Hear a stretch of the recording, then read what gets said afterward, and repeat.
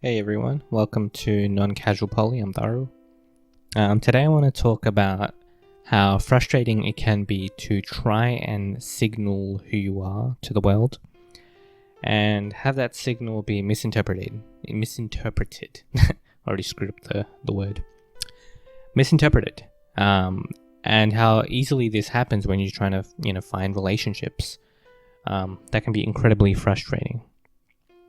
I mean, I'm sure you've all gone through this. If you're putting like a post somewhere or on a dating app or whatever, you can be illustrating like who you are, trying to articulate it with as much accuracy as you can, trying to think about the different ways in which it can be misinterpreted and trying to mitigate that, to be honest.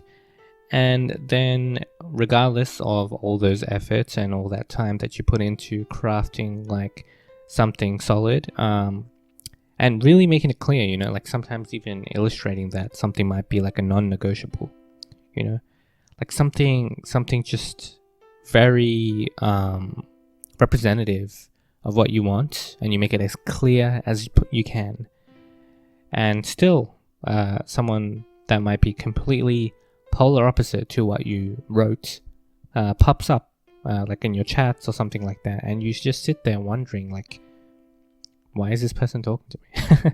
why are they having this conversation with me when I made it so explicitly clear about the fact that I am not into this kind of connection. Like it's kind of baffling. It baffles me sometimes because as someone who does try to put in as much effort as I can to be as clear as I can, all within the the limits of language, like language has its own limits, but still, like I try my best to create a sense of clarity, and yet I still get people who reach out in regards to things that, quite frankly, in regards to a profile or whatever. And I'm sitting there like, why did you reach out when you're the polar opposite of what I want? I'll just give an example. Like I put through like a post just about like wanting a relationship, wanting to find a relationship, and the person responded back with wanting a friendship. And I explicitly wrote that this was not about friendships. This is about relationships. When you get that kind of response, you're kind of baffled. When you specifically request for a long-term connection, or the possibility of a long-term connection, or something that kind of indicates that it's the polar opposite of just wanting to have a chat. That's what this person said. I'm just here to just have a chat. That's why I reached out to you, because I thought you'd be cool to have a chat with. And when having this conversation with this person and asking them, hey, what do you actually remember about my profile? You get the response of just nothing. You get the response of nothing. Because it wasn't like a thoughtful engagement. It was either impulse or just, I don't know. It was just something they decided to do. And it's weird because it's just a strange experience, like it's not the worst thing in the world, because all you got to do is just ask them a couple of questions and you can generally vet them out. But actually it is actually very frustrating, because sometimes asking those questions, getting those answers can take time, and not everyone has all the time in the world. And especially if you've been talking to a bunch of people, it can kind of tear at you. It can get in the way, and it can be very, very frustrating. Once again, all within the limits of language. Because sometimes different words mean different things. Sometimes you think you're being clear, but you actually were being vague. There are other ways in which this can go awry.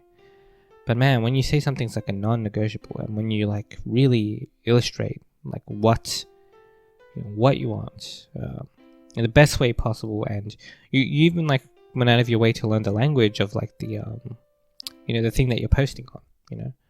You looked at the way people kind of talk, and you're like, okay, I kind of figured it out. what signals what, at least a little bit. You put in the effort, and it sometimes just feels like it was a waste of time putting in that effort. And that is a bummer. And more than it being a bummer, it's frustrating. It's just another another bad thing to deal with when it comes to things like dating. Just another thing that can be incredibly frustrating. I'm gonna make this image look angry. There we go. To exemplify my frustrations. But yeah, I mean, I'm sure many of you have gone through similar things, and I'm sure we've all been that person as well. But like maybe once or twice or something, like by accident. But man, like the number of times this happens, it can just be like, did you read my post, or how much wiggle room do you think my post actually has? Because maybe that's it. Maybe there are many people out there who if they were going to write a post, they would write something. But the general assumption after they wrote that post would be that, well, it's just a post. Obviously, things can change from the post. And I'm writing with the intention of things not changing. I'm writing with the intention of things being very similar to what the post is saying. Perhaps I need to bold my words to really add like some level of emphasis or something like that. I'm not sure. But I guess I just wanted to rant about that, and maybe people who also go through similar things help make them feel seen, because it can be just a pain in the ass to deal with that, especially when you're really trying to just be as clear as you possibly can. Perhaps there's a part of it that I need to accept just to get through it, because it's going to keep happening. I'm not under the impression that me putting this out is going to like change people from doing this. Absolutely not. It's going to keep happening without a doubt. And it's going to keep pissing me off. So yes, there is some self-acceptance that needs to come with it. But it feels good to just kind of get this out. So I guess that's mostly what this is for, just to get my frustrations out on just this experience, really. Okay. Hope you guys enjoyed that. Stay tuned for the next one. Okay. Take care.